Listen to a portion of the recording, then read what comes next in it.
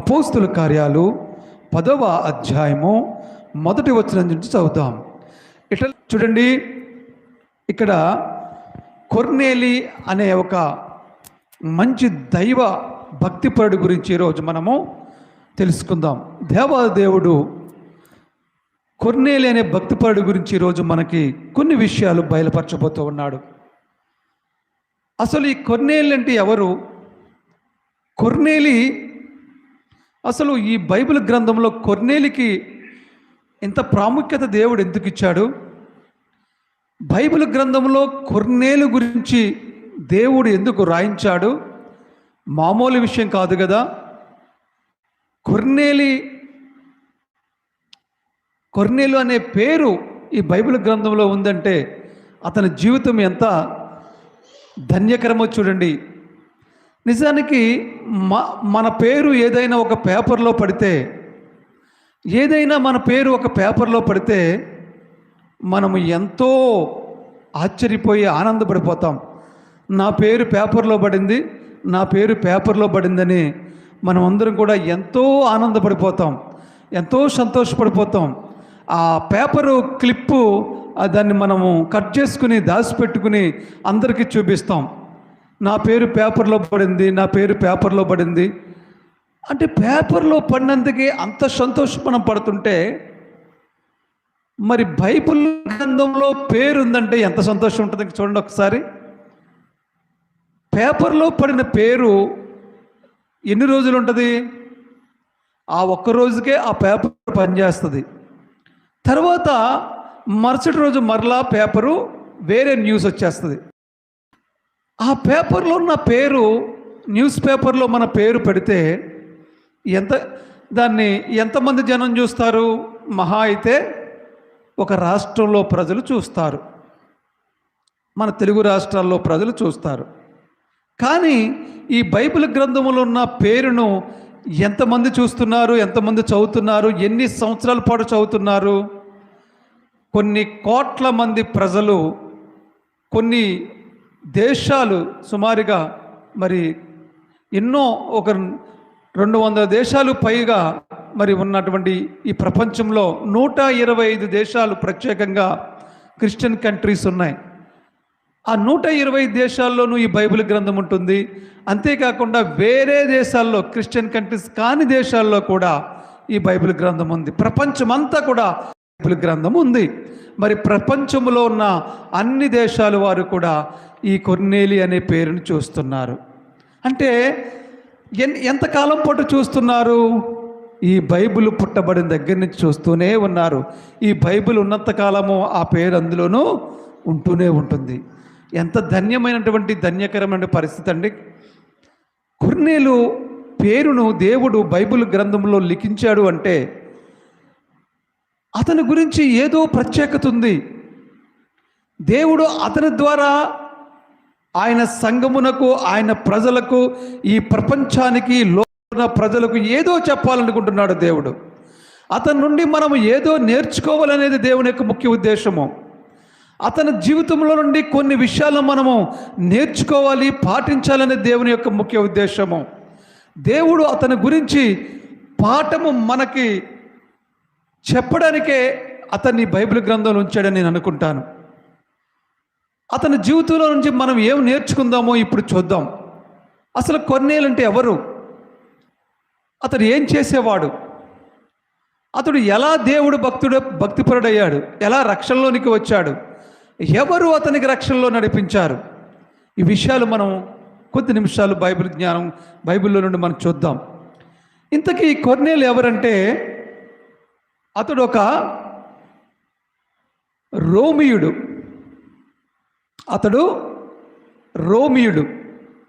అతడు క్రైస్తవుడు కాదు, యూదులు కాదు, ఇశ్రాయేలీల ప్రజలు కాదు, ఇశ్రాయేలీల ప్రజల్లో ఏ వంశానికి చెందినవాడు కాదు. కానీ అతని పేరు బైబిల్ గ్రంథంలో లిఖించబడింది. చూసారా? అతడొక అన్యుడు. దేవుడి ఎంచుకున్న ప్రజల్లో ఉన్న ఏ 12 వంశాల్లో కానీ గోత్రాల్లోంచి కానీ వచ్చిన వాడు కాదు. అతడు రోమా ప్రభుత్వంలో, అంటే యేసుక్రీస్తు ప్రభుని సిలువ వేసినటువంటి టైం ఉన్న ప్రభుత్వం, ఆ రోమా ప్రభుత్వమే యేసుక్రీస్తు ప్రభుని సిలువ వేసింది. ఆ రోమా ప్రభుత్వంలో ఇతడు ఒక సైనికుడు. ఎవరమ్మా ఇతను? ఒక సైనికుడు. ఎలాంటి సైనికుడు అంటే 100 మంది సైనికులకి ఇతడు అధికారి. 100 మంది సైనికులకు ఇతడు అధికారి. అంటే ఆ టైంలో ఆ కైసరియా అనేటువంటి, ఆ కైసరియా అనే ప్రదేశం, ఆ ప్రాంతంలో ఇతను ఉండేవాడు. ఆ దేశంలో పాలస్తీనా, యెరూషలేము ఇవన్నీ ఉన్నాయి కదా, కానాను దేశం అంటారు దాన్ని. అప్పుడు అక్కడ రోమీయులు పరిపాలిస్తూ ఉన్నారు, రోమా ప్రభుత్వం. అక్కడ శాంతి భద్రతలను కాపాడకు, యూదులు తిరుగుబాటు చేయకుండా ఉండడం కోసం ఆ రోమా ప్రభుత్వం వారు కొంతమంది పోలీసుల్ని, అంటే సైనికుల్ని ఏర్పాటు చేసి ఒక్కొక్క ప్రాంతంలో ఒక్కొక్క పటాలం అంటే ఒక కొంతమంది సైనికులు కలిసి ఒక చోట ఉన్నప్పుడు దాన్ని పటాలం అంటారు. ఆ పటాలంలో ఒక 100 సైనికులకి ఇతడు అధిపతి, ఈ కొర్నేలి అన్నవాడు. ఈ అధిపతిగా ఉంటూ ఆ కైసరి అనే ప్రాంతంలో తన డ్యూటీ తను చేస్తున్నాడు. అతనికి క్రైస్తవులకి ఏ సంబంధం లేదు, అతనికి యేసు ప్రభుకి ఏ సంబంధం లేదు. కానీ అతడు ఒక అన్యుడై ఉండి, ఒక రోమీయుడై ఉండి, మరి అతనికి భక్తి ఎలా అప్పిందో చూడండి. చాలా భక్తిపరుడంట, చాలా భక్తిపరుడంట.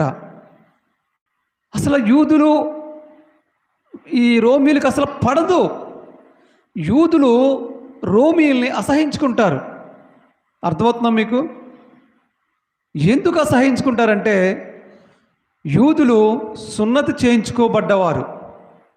అంటే ఇప్పుడు బాప్తిస్మం యూదులందరూ చేయించుకుంటారు, రోమీయులు సున్నతి చేయించుకోరు వాళ్ళు. ఎందుకంటే వాళ్ళు విగ్రహారాధన చేస్తారు వాళ్ళు. కాబట్టి వారు దేవతలు, వాళ్ళ దేవుళ్ళు వేరే. అందుకు కాబట్టి వాళ్ళు సున్నతి చేయించుకోరు. యూదులు సున్నతి చేయించుకుంటారు. సున్నతి లేని వాళ్ళు దేవుడి బిడ్డలు కాదు, వాళ్ళు అపవిత్రమైన వారు అనేది యూదుల యొక్క భావన. ఎందుకంటే సున్నతి లేకపోతే దేవుడి బిడ్డలు కాదు అనేది బైబిలే చెప్పింది అప్పుడు. అందుకు కాబట్టి ప్రతి ఒక్కరూ సున్నతి చేయించుకునేవారు, యూదులైన వారు అందరూ కూడా. అందుకు కాబట్టి వాళ్ళు నిష్ఠాగరిష్టలతో ఉండేవారు. యూదులందరూ కూడా చాలా నిష్టగా ఉండేవారు. వాళ్ళు వేరే వాళ్ళతో కూర్చుని, అన్యులతో కూర్చుని భోజనం చేసేవారే కాదు అసలు. అలాంటి పరిస్థితి. అలాంటి పరిస్థితుల్లో ఈ రోమీయుడైనటువంటి ఈ యొక్క కొర్నేలి దేవునికి భక్తిపరుడిగా ఉంటూ దేవునికి ప్రార్థన చేస్తూ ఉండేవాడంట. చూసారా? అతను ఈ కానాను దేశంలో, అనగా పాలస్తీనా, ఈ యెరూషలేము ఈ ఏరియాలో అతను డ్యూటీ చేయడం వలన అతనికి దేవుడి గురించి తెలుసుంటుంది, దేవుడి గురించి భక్తి అబ్బు ఉంటుంది. అందుకే దేవుడికి ఎక్కువగా ప్రార్థన చేస్తూ భక్తిపరుడిగా ఉండేవాడంట. తను ఒక్కడే కాదు, తన ఇంటి వారందరూ కూడా చాలా భక్తిగా దేవుడికి ప్రార్థన చేస్తుండేవారంట. అంతేకాకుండా అతను ఏం చేసేవాడు తెలుసా? అందరికీ బహు ధర్మకార్యాలు చేసేవాడంట, దానా ధర్మాలు చేసేవాడంట, ధర్మకార్యాలు చేసేవాడంట. తనకు పొరుగు వారికి, చుట్టుపక్కల ఉన్న వారికి, తనకి ఆపదలు ఉన్న వాళ్ళందరికీ కూడా తనకు తోచిన విధంగా మంచి కార్యాలు చేసేవాడంట. నీతిమంతుడిగా ఉన్నాడంట. అక్కడ రాయబడి ఉంది కదా, చాలా బహుకార్యాలు చేసేవాడనేది మనం చదువుకున్నాం కదా. ఇప్పుడు ప్రజలకు బహుధర్మము చేయుచు ఎల్లప్పుడూ దేవునికి ప్రార్థన చేయవాడు. ఈ విధంగా తన జీవితాన్ని గడుపుతూ ఉన్నాడు. చాలా మంచివాడిగా, చాలా ధర్మాత్ముడుగాను, నీతిపరుడుగాను, యథార్థవంతుడిగాను, న్యాయవంతుడిగాను జీవితాన్ని గడుపుతూ తన కుటుంబం కూడా ప్రార్థనాపరుడుగా, భక్తిపరుడుగా ఉండేవాడు. దేవుడే చెప్తున్నాడు అతని గురించి. ఇటలీ పటాలం అనబడిన పటాలములో ఒక శతాధిపతి అయినటువంటి కొర్నేలి అను భక్తిపరుడు కైసరేలో ఉండెను. దేవుడే అంటున్నాడు, అతని గురించి సాక్ష్యం ఇస్తున్నాడు. ఏమని?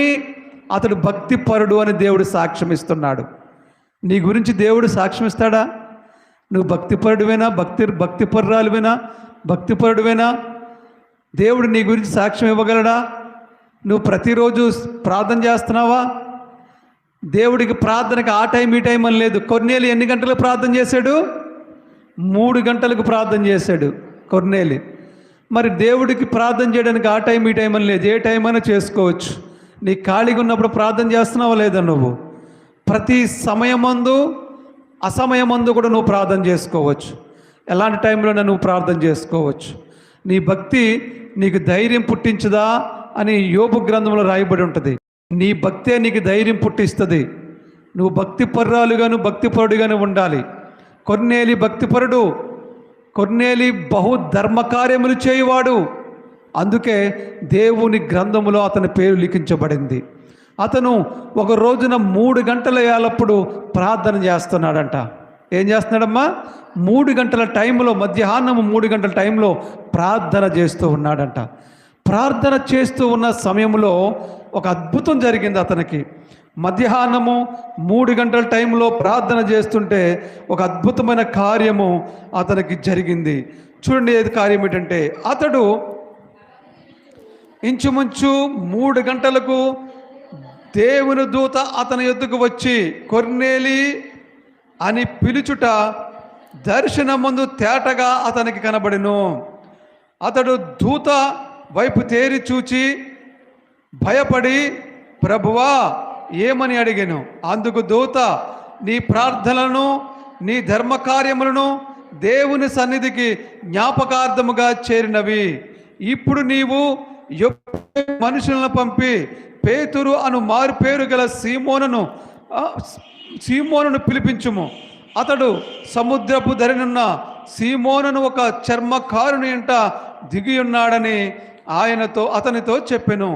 అతనితో మాట్లాడిన దూత వెళ్ళిన పిమ్మట అతడు తన ఇంటి పనివారిలో 2 తన యొద్ద ఎల్లప్పుడూ కనిపెట్టుకుని ఉండేవారిలో భక్తిపరుడు ఒక సైనికుడిని పిలిచి వారికి సంగతులన్నీ కూడా వివరించి వారిని యొప్పేకు పంపెను. దేవునికి మహిమ కలుగునుగాక.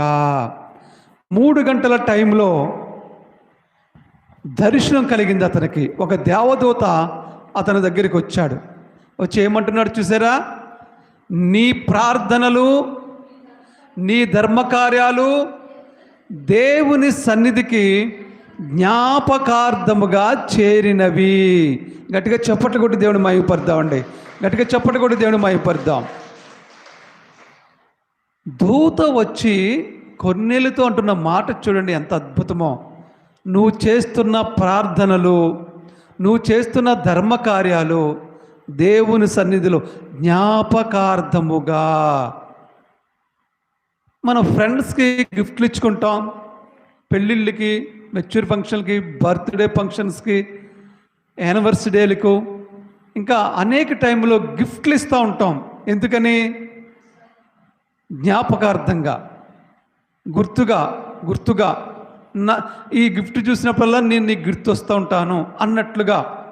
భార్య భర్తకి, భర్త భార్యకి, ఫ్రెండ్స్లకి గిఫ్ట్లు ఇచ్చుకుంటారు. గుర్తుగా, జ్ఞాపకార్థంగా ఒకరికొకరికి అవి ఇచ్చుకుంటూ ఉంటారు.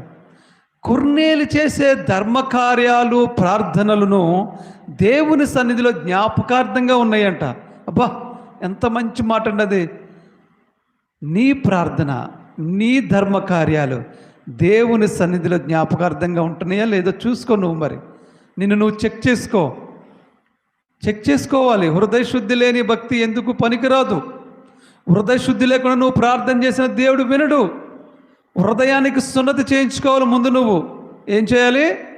హృదయానికి ఏం చేయాలి చెప్పండి అమ్మా? హృదయానికి సున్నతి చేయించుకోవాలి. హృదయానికి సున్నతి చేయించుకోకపోతే నువ్వు ఎంత భక్తి చేసినా వ్యర్థమే. నీ హృదయంలో చెడ్డ కార్యాలు, చెడ్డ తలంపులు, చెడు తలంపులు, చెడ్డ ఊహలు, అలాంటి నీ హృదయంలో పెట్టుకుని నువ్వు ప్రార్థన చేసినా నీ ప్రార్థన దేవుని సన్నిధికి వెళ్ళదు. నా కార్యాలు జరగట్లేదని అంటే నీ జీవితము సరిగా లేనప్పుడు ఎలా నీ ప్రార్థన దేవుడి దగ్గరికి వెళ్తుంది? నీ హృదయం తెల్లగా లేనప్పుడు ఎలా వెళ్తుంది? నీ హృదయం ఎలాగుంది? మరకళ్ళతోటి తుప్పుతూ పట్టిపోయింది నీ హృదయం. నువ్వు దేవుడి సన్నిధిలో ఉన్నని చెప్పే దేవుని బిడ్డగా ఉంటావు. బయటికి వెళితే నువ్వు లోకంలో కలిసిపోయి లోకానుసారంగా ఇష్టానుసారంగా నీకు నచ్చినట్లుగా నువ్వు ప్రవర్తిస్తావు. నీ హృదయంలో అసలు మంచి స్వభావమే ఉండదు. మంచి స్వభావం అసలు నీకు ఉండదు నీ హృదయంలో. స్వభావం నీలో ఉన్నప్పుడు నీ ప్రార్థన దేవుడు ఎలా ఆలకిస్తాడు? నీ స్వభావం, నీ హృదయము మారాలి. నీ హృదయము ఇసోపుతో కడగాలి. తెల్లని హిమం వల్లే వస్త్రంగా ఉండాలి నీ హృదయం. అలాంటి హృదయంతో ప్రార్థన చేస్తే దేవుడు నీ ప్రార్థన ఆలకిస్తాడు. నీ ధర్మకార్యాలు కూడా దేవుడి దగ్గర గుర్తుంటాయి. నువ్వు ధర్మం చేస్తున్నావా? ఎవరికైనా ధర్మకార్యాలు చేస్తున్నారా మీరు? ఏం చేస్తారు? దేవుడికి ఏదైనా దేవుడి కార్యం చేద్దామంటేనే ముందుకు రావడానికి మనము 10 సార్లు ఆలోచిస్తాం. ఇక మనం ధర్మకార్యాలు ఏం చేస్తాం చెప్పండి? మనం అంతా మాకే సరిపోవట్లేదని మేము ధర్మాలు ఏం చేయమండి అంటారు చాలామంది. ఆ స్థితిలో మనం ఉంటాం. కాబట్టి నువ్వు ప్రార్థన చేయడానికి నీ హృదయం శుభ్రంగా ఉండి ప్రార్థన చేయాలి. కల్మషం లేని హృదయంగా ఉండాలి. నీ హృదయంలో ఏమీ పెట్టుకోకూడదు. మరి పరిశుద్ధంగా ఉండి ప్రార్థన చేస్తే దేవుని సన్నిధికి వెళ్తే దేవుడు వింటాడు. కానీ ఎలా పడితే అలా నీ హృదయాన్ని ఉంచుకుని ప్రార్థన చేస్తే దేవుడు వినడు. హృదయం గురించి దేవుడి చిత్తమైతే ఇంకో రోజు చెప్తాను. ఎన్ని రకాల హృదయాలు ఉన్నాయో, మనిషి స్వభావం ఎలాంటిదో నేను ఒక్కో రోజు చెప్తాను దేవుడి చిత్తమైతే. కాబట్టి ఫస్ట్ మన హృదయానికి సున్నతి చేయించుకోవాలి. మనం ప్రార్థన చేస్తే దేవుని సన్నిధికి చేరుతుంది. ఆ ప్రార్థన ఆలకిస్తాడు. దానికి జవాబు వస్తుంది. కొర్నేలు చేసిన ప్రార్థన దేవుడు ఆలకించాడు. అతని దగ్గర జ్ఞాపకార్థంగా ఉన్నాయంట. దానికి దేవుడే ఒక దూతను పంపి మరి దర్శనం మధ్యాహ్నం 3 గంటల అప్పుడు ప్రార్థన చేస్తాడు. దర్శనం వచ్చింది. నిద్రవుతుంటే నిద్రలో కాదు, ప్రార్థనలో వచ్చిన దర్శనం. దూత వచ్చింది. దూత వచ్చినప్పుడు భయపడ్డాడు. ఇతను భయపడి ప్రభువా ఏమిటని అడిగాడు. అప్పుడు ఆ దూత చెప్తున్నాడు, నీ ప్రార్థనలు, నీ ధర్మకార్యాలు దేవుని సన్నిధిలో జ్ఞాపకార్థంగా ఉన్నాయి. కాబట్టి ఇప్పుడు నువ్వు చేయవలసిన పని ఏంటంటే, యొప్పే అనేటువంటి పట్టణం ఒకటి ఉంది, ప్రాంతం ఒకటి ఉంది. అక్కడ పేతురు అనే ఒక వ్యక్తి ఉన్నాడు. ఒక దైవజనుడు పేతురు గారు ఉన్నారు అక్కడ. ఒక చర్మకారుని వెంట అతను బస చేస్తున్నాడు. నీవు మనుషులు పంపించి అతను తీసుకురా నీ ఇంటికి అని చెప్పి దూత చెప్పినప్పుడు వెంటనే ఇతను ప్రార్థనలోంచి లేచి వెంటనే ఈ విషయాల్ని తన దగ్గర పనిచేస్తున్నటువంటి ఒక 2 పనివారిని పిలిచి వారికి చెప్పి, తన దగ్గర 100 మంది సైనికులు ఉన్నారు కదా, ఆ 100 మంది సైనికుల్లోనూ నిద్రపోద్దమ్మ ఎవరు కూడా 100 మంది సైనికుల్లోనూ భక్తిపరుడు అనేటువంటి సైనికుడు అక్కడికి పిలిచాడంట. అంటే అతడే భక్తిపరుడు కాకుండా అతని దగ్గర పనిచేస్తున్నటువంటి సైనికులు కూడా ఎలాంటి వాళ్ళమ్మా? భక్తిపరులే. చూసారా? అతను అన్యుడు, రోమియుడు. అతను దేవుడు భక్తుడయ్యాడు. అతను అవడమే కాకుండా అతని కింద పనిచేస్తున్నప్పుడు 100 మంది సైనికుల్లో కూడా మరి భక్తిపరులు ఉన్నారంటే వాళ్ళు ఇతని ప్రవర్తన చూసి వాళ్ళు మారేరా లేదా? మారేరా? నీ ప్రవర్తన చూసి ఎంతమంది మారుతున్నారు ఒకసారి అర్థం చేసుకోండి. నీ ప్రవర్తన అవతల వాళ్ళకి దేవుడు అంటే ఇంత గొప్పవాడు అన్నట్టు కనపడాలి. మనం అలాగుండవు, మన ప్రవర్తనలు అలాగుండవు. తిరగబడి దేవుణ్ణి అనేలా మనం ప్రవర్తిస్తుంటాం. దేవుడిని నమ్ముకున్నాం, ఎలాగైనా నువ్వు చేయడం అంటారు చాలామంది. అంటే మనం ప్రవర్తన ఎలా ఉంటుంది? ఒకరిని దేవుడిని తెలుసుకునే విధంగా మనం ప్రవర్తించట్లేదు, కానీ దేవుణ్ణి అవమానించే విధంగా మనం ప్రవర్తిస్తున్నాం. మనల్ని మనం సరి చేసుకోవాలి. దేవుణ్ణి నమ్ముకున్నావు, ఎలాగైనా నువ్వు ప్రవర్తించడం అనే మాట మనం అనిపించుకోకూడదు. మనల్ని బట్టి మనకి బంధువులు కానీ, మన స్నేహితులు కానీ, మన కింద పనిచేసేవారు కానీ, మన ప్రవర్తన బట్టి వాళ్ళు కూడా దేవుణ్ణి తెలుసుకోవాలి. కొర్నేలు జీవితంలో ప్రాముఖ్యమైన పని ఏంటంటే, అతడు దగ్గర పనిచేసే సైనికులు కూడా భక్తిపరులు అయ్యారంట.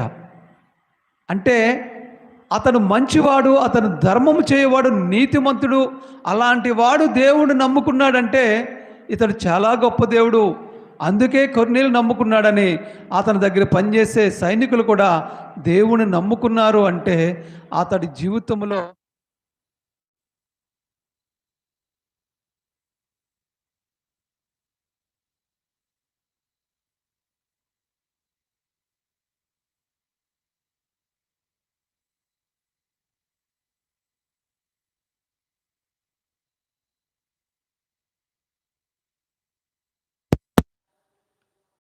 కనుకనే అతను ఒక భక్తి పడినటువంటి ఒక భక్తి పడినటువంటి ఒక సైనికుడిని పిలిపించి ఏం చేస్తున్నాడు?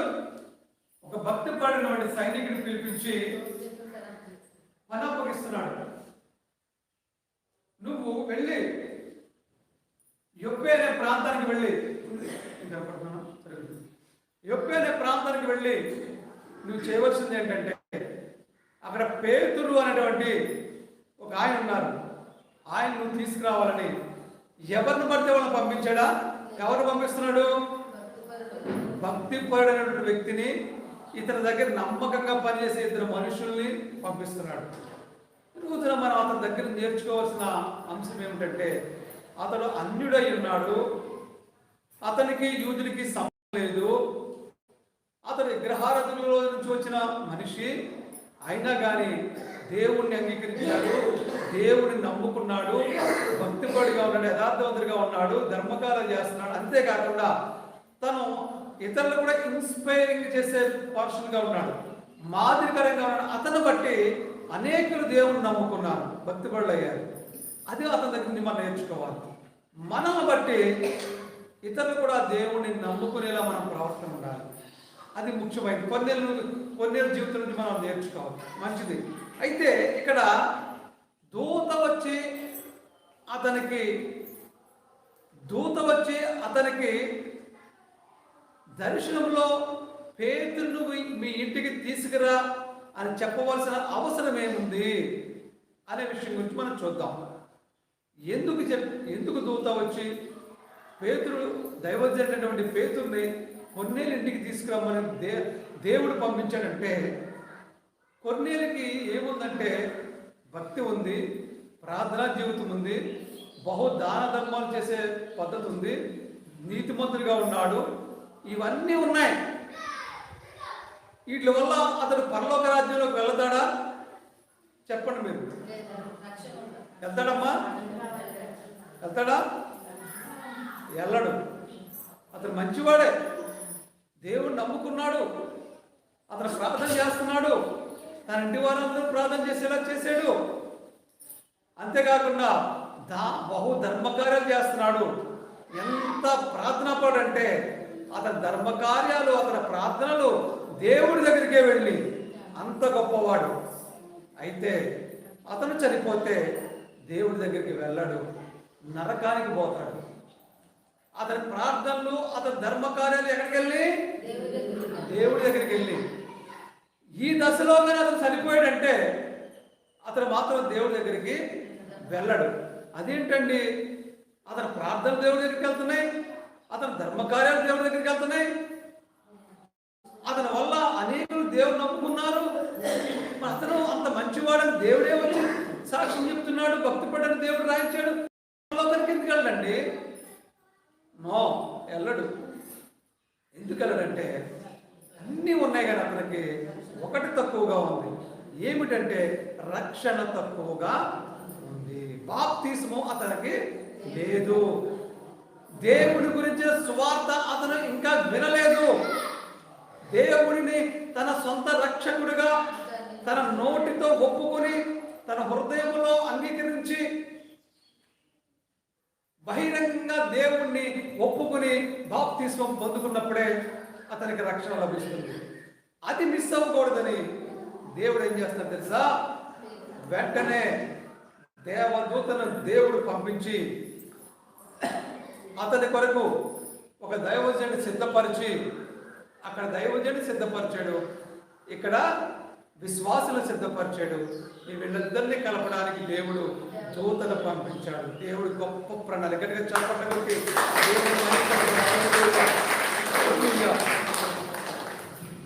చూసారు దేవుడు ఎంత గొప్ప ప్రణాళిక ఉందో, ఎంత గొప్ప ఆయన ఉద్దేశాలు ఉంటే చూసారా.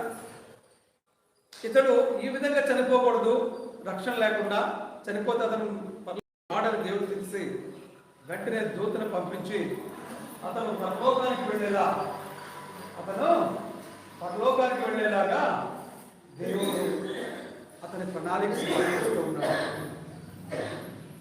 వెంటనే ఆ పేతురు దగ్గరికి మనుషులు వెళ్ళుతున్న ఈ సమయంలో, అంటే యొప్పేకును ఈ కైసరేకును ఇంచుమించుగా మరి ఒక 5-6 గంటల ప్రయాణం ఉంటుందంట. ఏదైనా గుర్రాల మీద వెళ్తే నడిచి వస్తే ఒక రోజు పడుతుందంట. అంత దూరం అన్నమాట. వీళ్ళు వెళ్ళారు ఒక 5 గంటల ఆ టైంకి అక్కడికి వెళ్ళారు. ఈ లోపుగా దేవుడు మరి అక్కడ పేతురుతో మాట్లాడాలి కదా, ఇక్కడ కొన్నిటితో మాట్లాడాడు దేవుడు, అక్కడ పేతురుతో కూడా మాట్లాడాలి కదా. ఏం మాట్లాడతారు ఒకసారి చదువుతాం. అక్కడికి మర్నాడు వారు ప్రయాణమైపోయి పట్టణం ముందు సమీపించిన పగలు ఇంచుమించు 12 గంటలకు. చూడండి, ఇక్కడ మళ్ళా మనకు ఒక మాట నేర్చుకోవాల్సి ఉంది. పేతురు గారు ఇక్కడ ఎన్ని గంటలకు ప్రార్థన చేస్తున్నాడు?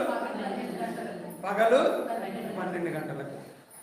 నిన్న కొన్నేళ్ళు ఎన్ని గంటలకు ప్రార్థన చేసాడు? అంటే నిన్న కాదు, బైబిల్లో ప్రకారం నిన్న ఎన్ని గంటలకు? పగలు 3 గంటలకు.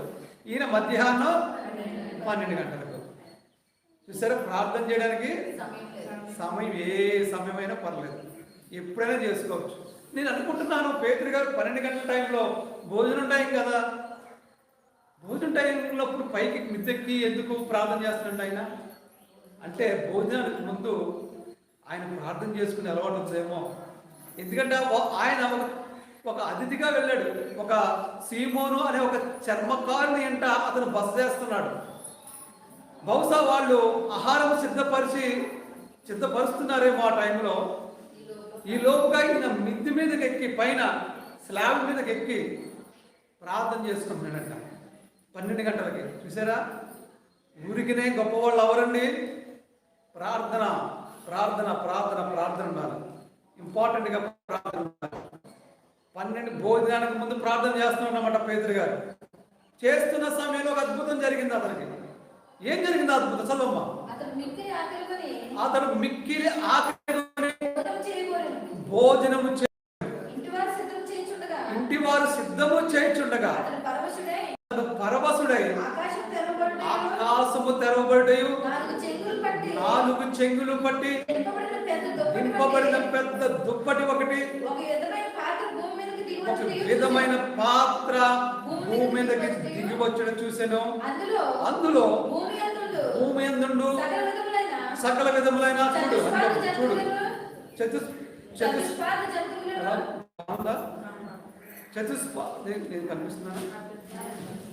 చతుస్పాద జంతువులను,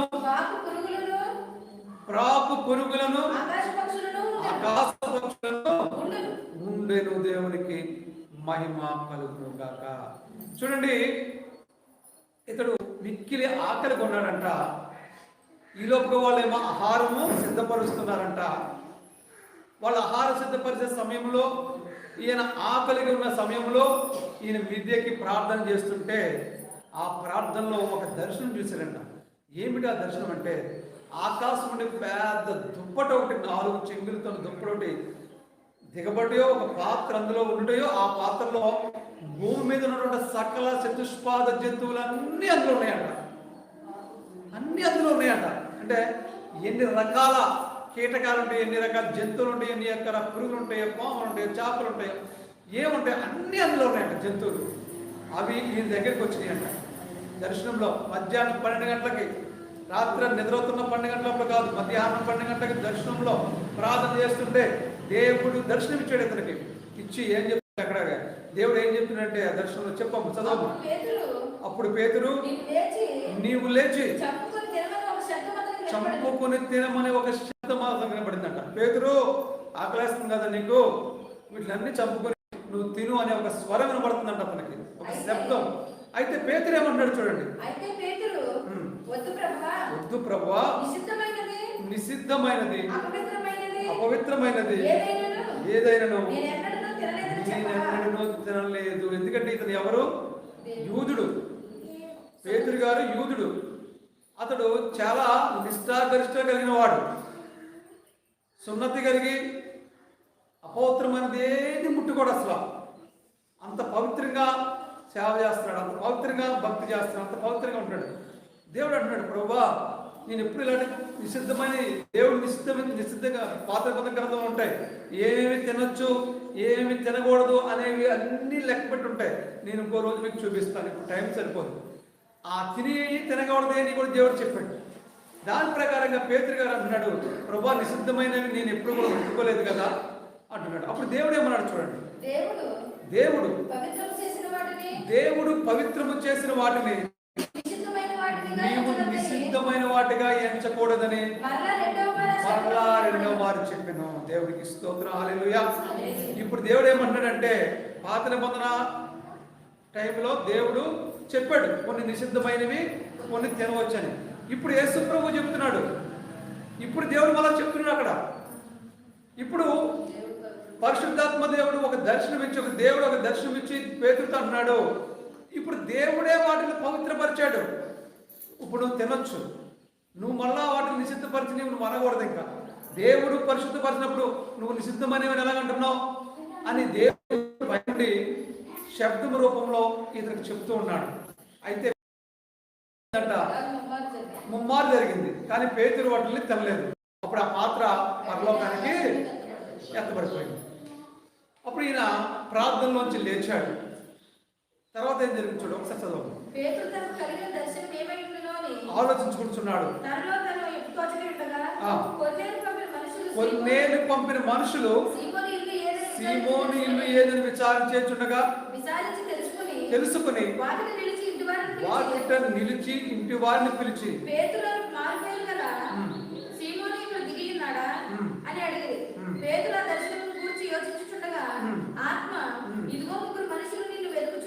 మళ్ళా ఇక్కడ చూడండి, దేవుడు ఏం చెప్తున్నాడు పేతురికి, పరిశుద్ధాత్మ మళ్ళా పేతురు గారితో చెప్తున్నాడు ఏమనంటే, ఇదిగో నీ కోసం 3 మనుషులు నిన్ను వెతుకుచున్నారు, నీవు లేచి కిందకి దిగి సందేహింపవద్దు, వారితో కూడా వెళ్ళు, దేవునికి మహిమ కలుగును గాక.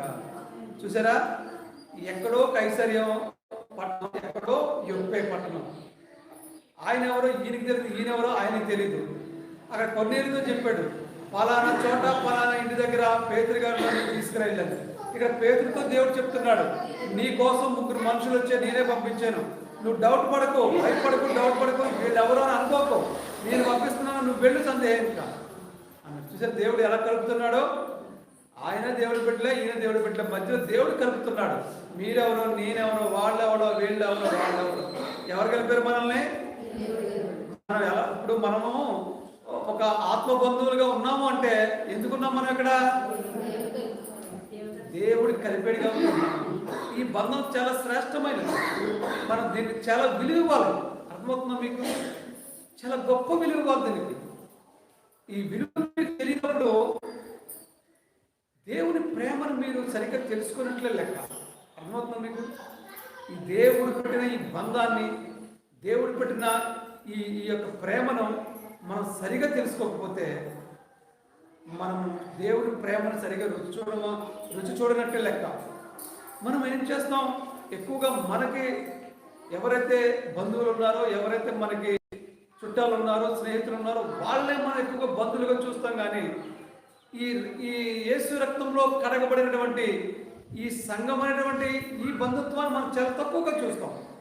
కానీ ఇది చాలా శ్రేష్టమైనటువంటి బంధుత్వం, ఇది దేవుడు ఇచ్చిన బంధుత్వం.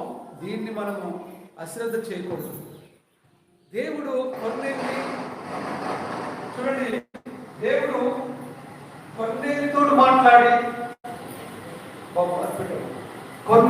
మాట్లాడాడు. అలాగే అక్కడ పేతురుతో కూడా మాట్లాడాడు. చూసారా ఎలా ఉందో పరిస్థితి? దేవుడు ఇద్దరిని కలపడానికి కొన్నేళ్ళతో మాట్లాడి పేతురుతో మాట్లాడి పేతురుతో లోటు పడదని చెప్పి ఇవన్నీ కూడా దేవుడు సిద్ధపరుస్తున్నాడు. ఆయన ప్రణాళిక అలాగే ఉంటుంది. అక్కడ విశ్వాసుని సిద్ధపరిచాడు, ఇక్కడ సేవకుని సిద్ధపరిచాడు. వెళ్ళి దేవుడి వాక్యాన్ని ప్రకటించబడి పేతుర్ని పంపుతున్నాడు. రైట్, దేవుడు చెప్పిన ప్రకారంగా పేతురు వాళ్ళతో పాటుగా వెళ్ళాడు. వెళ్ళి ఏం చేశాడు చూడండి. ఇంకొక విషయం ఒక విషయం మనకు అర్థం అవ్వాలి. పేతురికి అర్థం అవ్వదు ఒక విషయం. ఏమిటి దర్శనం, ఎందుకు వచ్చింది ఈ దర్శనం, ఈ దర్శనం పరమాత్మ ఏమిటి అని ఆలోచించుకున్నాడు. కానీ ఆయనకు అర్థం కాలేదు. ఎప్పుడు అర్థం అవుతుందంటే కొన్నేళ్ళు ఇంటికి వెళ్ళాక అర్థం అవుతుంది దర్శనం యొక్క ప్రాముఖ్యత ఏమిటి అనేది. చదవమ్మా, ఏం కాదు అర్థం అవుతుంది, చదువు. అక్కడికి చదువు. మళ్ళా పేతురు ఆ మనుషుల దగ్గరికి దిగి వచ్చి నేనే మీరు వెతుకువాడని చెప్పి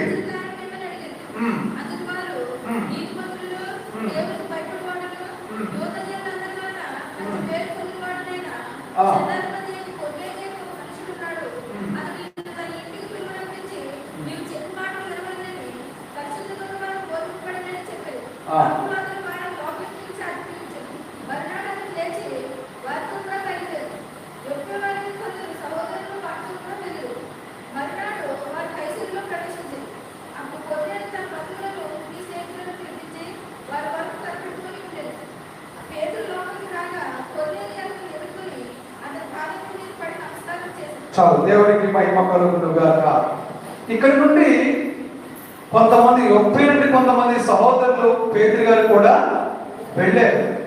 అక్కడ ఆయన ఏం చేస్తాడంటే, కొర్నేలి గారు ఏం చేస్తాడంటే, ఈయన పేతురు గారు వచ్చే లోపల తన బంధువుల్ని, తన ఇంటి వారిని, తన స్నేహితుల్ని, ఇంకా తన దగ్గర పనిచేసేటువంటి భక్తి పరులు వీళ్ళందరినీ కలిపి అక్కడ ఒక చిన్న మీటింగ్ ఏర్పాటు చేశాడు. అక్కడ ఏ మీటింగ్ అది? సువార్త మీటింగ్. చిన్న మీటింగ్ ఏర్పాటు చేశాడు. దైవజనుడు ఇంటికి వస్తలోకి ఒక మీటింగ్ ఏర్పాటు చేశాడు. దైవజనుడు కూడా కొంతమంది సహోదరులు అక్కడికి వచ్చారు. ఇది పూర్వం నుంచి జరుగుతుంది.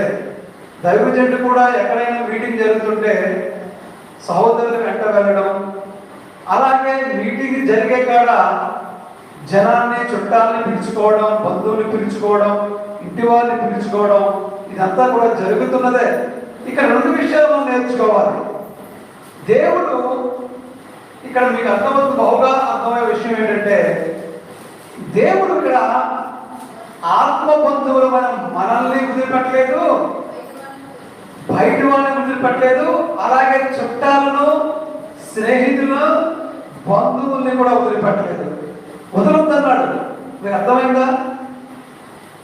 ఇప్పుడు ఆత్మబంధం అంటే దేవుడి రక్తంలో కడగబడ్డ పేతుర్ని, కొర్నేలుని ఒకటి చేశాడు. అలాగే కొర్నేలు సంఘబిడ్డలు వస్తున్నారు కదా, పేతురు గారి వెనకాల కొంతమంది సంఘబిడ్డలు వస్తున్నారు. పేతురుతో పాటుగా యుప్పే నుండి కొంతమంది సహోదరులు వస్తున్నారు.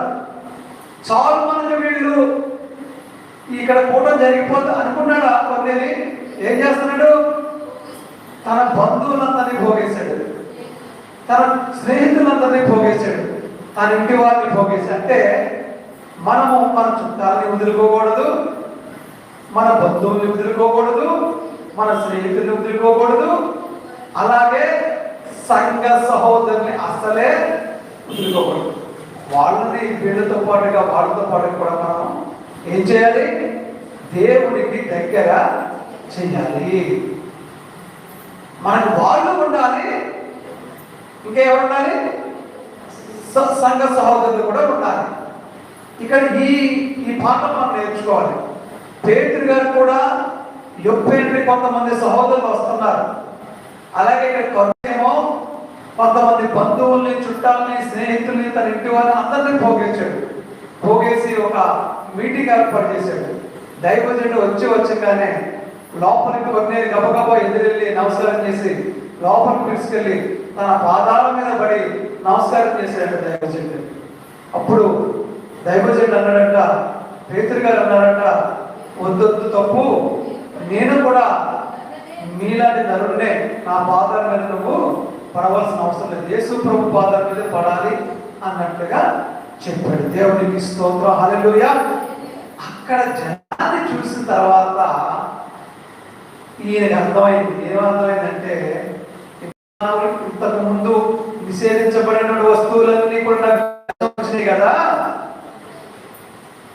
దాని అర్థం ఏమిటంటే ఇతను రోమీయుడు. ఎవరు? శతాధిపతి కొన్నిడు రోమీయుడు. అతని ప్రకారం కొంచెం భోజనం చేస్తాడా పేతురు? చేస్తాడా? చేయడు. ఎందుకంటే ఇతను యూదుడు, అతను రోమీయుడు. రోమీయుడు పక్కన కూర్చొని యూదులు భోజనం చేయరు, ఎందుకంటే యూదులు చాలా నిష్ఠాగరిష్ఠగా ఉంటారు. మరి ఆ రోమీయులు వెనకాల ఆ కొన్ని వెనకాల ఎంతో మంది బంధువులు ఉన్నారు, స్నేహితులు ఉన్నారు, సైనికులు ఉన్నారు. వీళ్ళందరూ ఎవరెవరో ఉన్నారు. వాళ్ళందరితో పాటు కూర్చుని ఇతను వాక్యం చెప్పాలి, వాళ్ళందరితో పాటు కూర్చుని ఇతను భోజనం చేయాలి, వాళ్ళందరితో కలిసి పండుకోవాలి. మరి అప్పుడు ఎలా ఉన్న పరిస్థితి? అందుకే దేవుడు అక్కడికి వెళ్ళబోయే ముందే మొత్తం ప్రపంచంలో ఉన్న నానాజాతి జంతువుల్ని, చతుష్పాద పురుగుల్ని అందరినీ చూపించి నువ్వు చంపుకుని తినే అన్నాడు. అంటే ఏమిటంటే దాని అర్థం, నాయన రోమీడం లేదు, వాడడం లేదు, వీడం లేదు, ఆత్మని ఆమతమని మతం లేదు, అందరినీ నువ్వు దేవుని సన్నిధిలోను, నువ్వు దేవుని సువార్తకి శిష్యులు చేయడానికి వాళ్ళను నువ్వు జయించాలి, నువ్వు ఇప్పుడు అపవిత్రమని నువ్వు ఎంచవద్దు అని దేవుడు ఆయన ముందుగానే దర్శనంలో చెప్పాడు. అప్పుడు కొన్నేది ఇంటికి వచ్చేటప్పుడు పేతురు గారికి అర్థమైంది, నాకు వచ్చిన దర్శనం యొక్క భావం ఇదన్న మాట అని అర్థమైంది. అక్కడ దేవుడు వాక్యాలు, దేవుని సువార్త, దేవుని గురించినటువంటి మర్మములన్నీ కూడా కొన్నేరికి తన ఇంటి వారికి అందరికీ కూడా దేవుని వాక్యాన్ని చెప్పినప్పుడు అక్కడ ఒక అద్భుతమైన కార్యం జరిగిందండి. ఏం కార్యం జరిగిందో చదువు నేను ముగించేస్తాను. చదవమ్మా. పేతురు గారు బోధిస్తూ ఉన్నప్పుడు ఏం జరిగింది అక్కడ?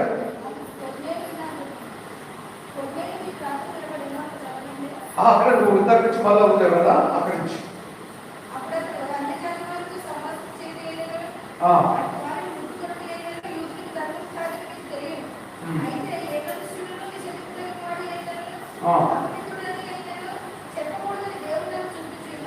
ఏ మనిషి అప్పుడు అతడు అన్య జాతి వారితో సహవాసము చేయలేను, అట్టి వాటిని ముట్టుకోలేను, యూదునికి ధర్మము కాదని మీకు తెలియను. అయితే ఏ మనుషుడు నిషేధింపబడి తగిన వాడనేను, అపవిత్రుడనేను చెప్పకూడదని దేవుడు నాకు చూపించున్నాడు.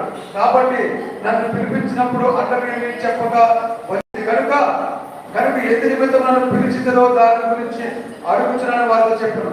అందుకు కొన్నేళ్ళు 4 నెలల క్రిందట తనకి కలిగిన దర్శనం అంతా కూడా పేతురుతో కొన్నేళ్ళు చెప్పినాడు. చెప్పిన తర్వాత ఆ తర్వాత ఏం చేస్తుంది, వెంటనే నిన్ను పిలిచింది నీవు వచ్చితివి, మంచిది, ప్రభువు నీకు ఆజ్ఞాపించడమని విడుటగా ఇప్పుడు మేమందరము దేవుని ఎదుట ఇక్కడ కూడి ఉన్నామని చెప్పాను. అందుకు పేతురు నోరు తెరిచి దేవుడు పక్షపాతి కాదని నిజముగా గ్రహించున్నాను. ప్రతి జన్మలోని చదవం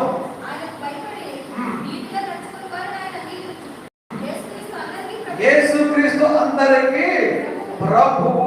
ఇది దేవుడు చూపించిన దర్శనం యొక్క ముఖ్య భావం ఏంటంటే, పేతురు గారికి చూపించిన ముఖ్య భావం ఏంటంటే, యేసుక్రీస్తు ప్రభువు అందరికీ ప్రభువే, వాళ్ళు వీళ్ళు లేదు అని తెలియడం కోసమే మరి పేతురు గారికి అక్కడ చూపించిన తర్వాత ఆయన ద్వారా దేవుడు సమాధానకరమైన సువార్త ఇశ్రాయేలులకు పంపిన వర్తమానము మీరు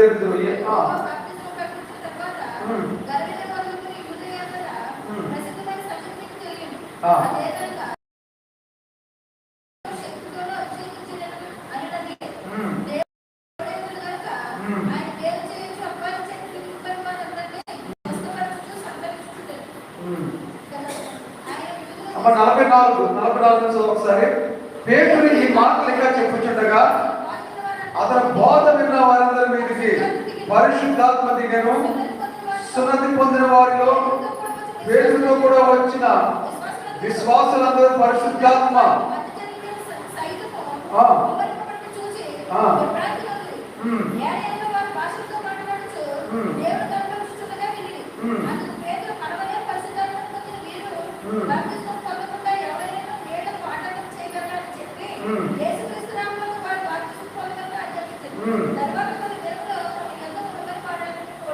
దేవునికి మహిమ కలుగును గాక. చూడండి, ఇది చెప్పిన ముగించేస్తాను. ఇప్పుడు పేతురు గారు ఆ ఇంటి దగ్గర వాక్యం బోధిస్తూ ఉన్నప్పుడట పరిశుద్ధాత్మ అక్కడ ఉన్న వారందరి మీదకి దిగిందట. వారిలో ఎవ్వరికి సున్నతి లేదు.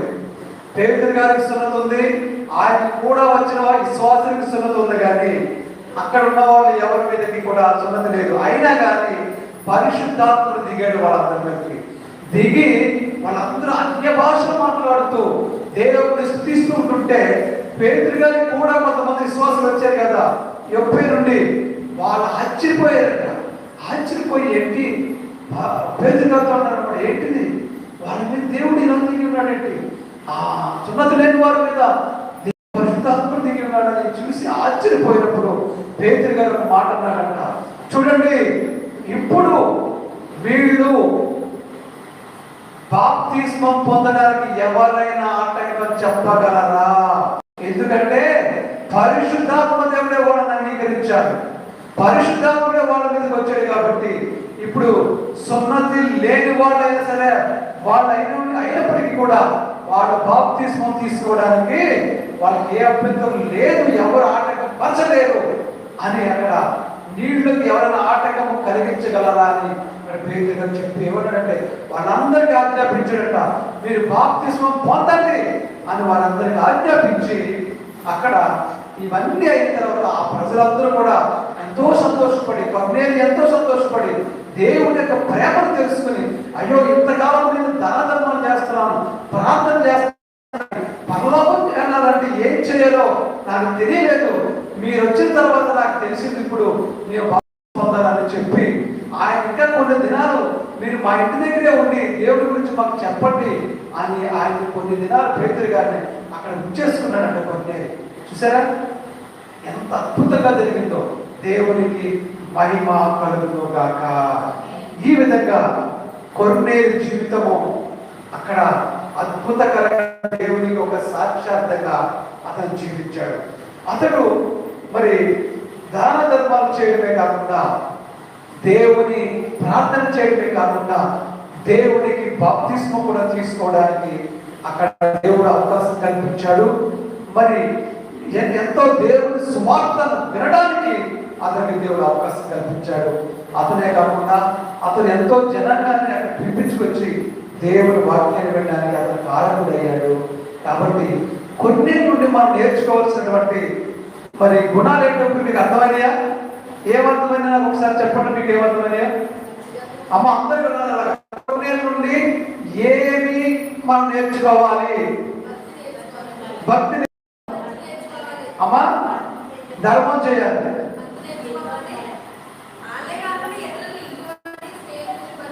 ఎస్ సంఘం వారు ఫస్ట్ తన ఇంటి వారిని, తన బంధువుల్ని, తన స్నేహితులు అందరినీ పిలిపించుకుని అక్కడ ఒక మీటింగ్ ఏర్పాటు చేసుకుని దైవజనుడు వచ్చేటప్పటికి దైవజనుడు కూడా కొంతమంది విశ్వాసులు వచ్చారు.